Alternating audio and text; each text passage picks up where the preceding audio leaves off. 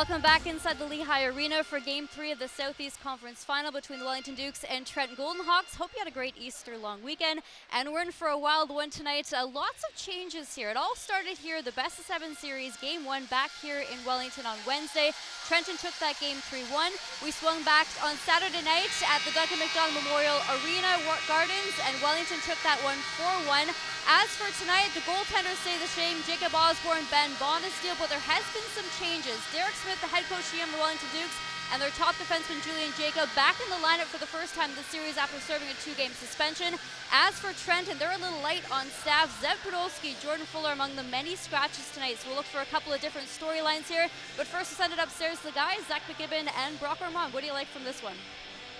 Thanks very much, Lindsay, and a very exciting first 2 games between the two teams. The Trenton Golden Hawks and Wellington Dukes have been in a battle, and physically it really ramped up, Zach, in game number 2 with a ton of huge thundering hits thrown. The goaltenders were both great. Ben Bonesteel did get pulled after 2 goals in 16 seconds. The game was a 1-goal difference up until that, but all in all, it's still a pretty outstanding game between two rivals that have really picked their pace up, and you got to think that with the series now even at 1, pretty much comes down to a best of 5. Wellington now has swung home ice advantage back in their favor. You got to think that the Dukes are in a prime position to try and win this game here. Yeah, absolutely. You talk about the tone, the physical tone being escalated in the last game, and that's what you would expect in a series like this, the physicality to really increase, and now you got a jam-packed building here. It is loud, and you're going to see the Wellington Dukes feed off of that and try and set the tone early. Both teams, you mentioned, winning on the road, some key road wins, and now in the case of the Wellington Dukes, they want to try and win their first home game. In the case of the Golden Hawks, they want to try and get their road streak continuing and try and get themselves back on track. And the one key thing in the case of the Golden Hawks I want to look for is their power play. 0 for 3 on the power play last game. This is not a strong penalty kill for the Wellington Dukes. They were going to try and force a penalty trouble early.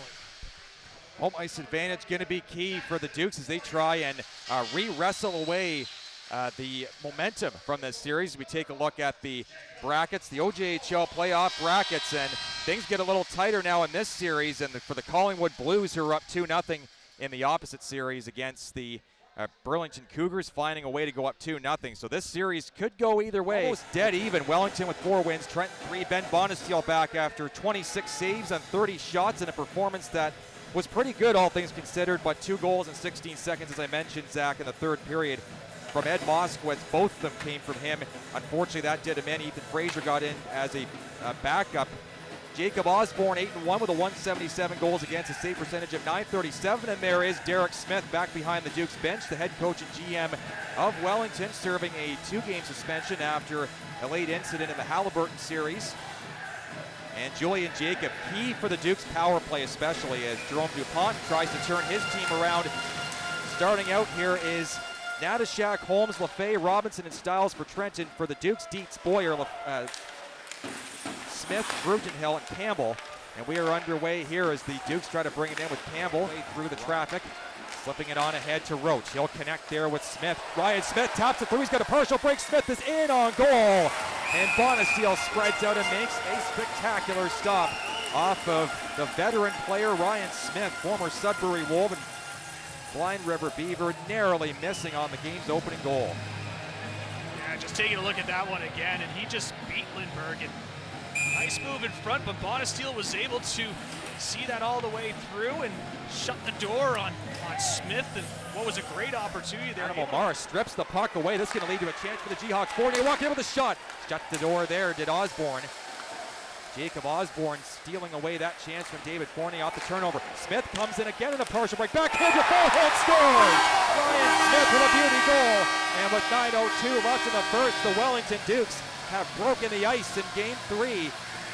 One save down at one end leads to an offensive chance at the other. That is what outstanding goaltending will do for you.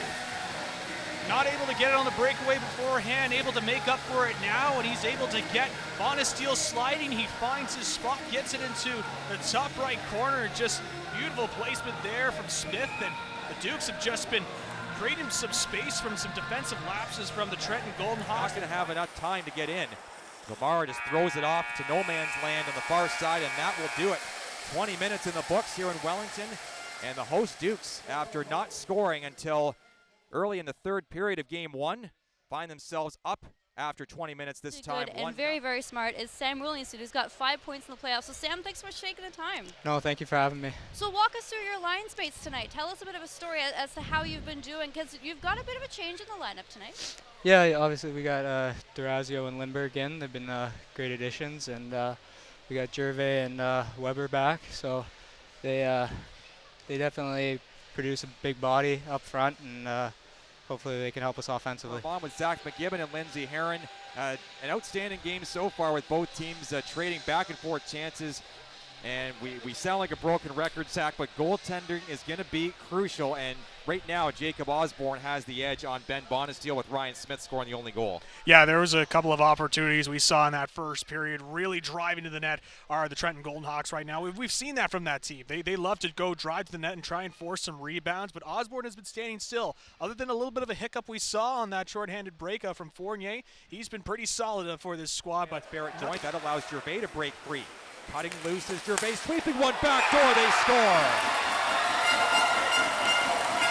Julian Gervais with a beautiful pass diagonally across to the open cage, and it's sunk into the far corner by Jaden Rad. What a job by the defenseman to cut loose after throwing a pretty hard hit down at the other end. Joe Weber doing his job as well. It was a whole team effort on that play for the Jayhawks. yeah, some good patience here from Gervais, and able to get that lane there on the pass. Just great stuff from Gervais, and getting Osborne, didn't slide across. Guess wasn't expecting the player there, and just a whole bunch of net to choose from. And the Trenton Golden Hawks are able to get themselves a goal here and tie things up. Another shot off a stick ends up behind the net. So nice to see Woody back in attendance, as they call him in Wellington. Great character kid and an outstanding player as well. Puck turned over behind the net. Shot coming for the slot. Save, a rebound, another chance. And somehow from almost zero angle, the Jayhawks couldn't find a way to punt one home. As Osborne had his leg outstretched and may have got a piece of it. Maybe we'll see the replay here and see if that in fact did get kicked away by Osborne. Yeah, just seeing the shot, it looks like it tipped off the stick a little bit of Osborne, and just scrambling around and trying to get that loose puck in front, and just went up and out of play. And a couple injuries as well, and just as soon as they get Durazio back, they lose a couple other guys. They also have now lost Jaden Rad for at least a couple of shifts. They do go on the first power play of the game. Nifty deke move by Cato. He's denied on the second try, and he cracks it home. The Trenton Golden Hawks have taken advantage. They lead 2-1 with 3:42 left in the second. 9 seconds is all it takes to the Corbin Roach boarding minor for Trenton to get on the board. And it took a couple of cracks, but they do break through on Jacob Osborne. Ryan Holmes is leading the line to the bench. Take a look at that one again. Matt Cato starting things off. Creating opportunity, getting the rebound in front was Holmes, and getting by Osborne, and just right out of the gate on that power play, just able to take advantage, and just so quickly out of it too. Man, especially we mentioned earlier, the lone power play opportunity they had in game 1, they were able to score. Now we're seeing the lone power play opportunity in this game. They're able to take advantage, so that is just some crucial. 15 seconds or less to go now in the middle stanza. Puck lodged in the corner, now freed up. Rad back on the ice after being injured earlier. Oiko pass to Dave. Caden Faulkner fires that one. That got blocked. 3 seconds left. The Dukes will get it out across their plane. It's touched and then carried back on by Rad to the Trenton zone. He'll leave the puck there and signal the end of 40 minutes, but not before Caden Faulkner and Nathan Oiko have a few little choice words, a pleasantry between the two. It's 2-1 Trenton, though. The Jayhawks come back after being down 1-0 after 20 minutes. They score twice. Well, joining us now on the broadcast representing the Wellington Dukes is JH Lagas, a 20-year-old from Virginia. So, JH, walk us through kind of that shift, because you've been really trying to box Trenton out. Yeah, they're getting guys in front for sure. That's what their kind of game plan is, to try to get in front of our goalie here. But as a D, I'm trying to just make sure our goalie can see pucks here, and I feel like he's, as a core, we've done a really good job of that today.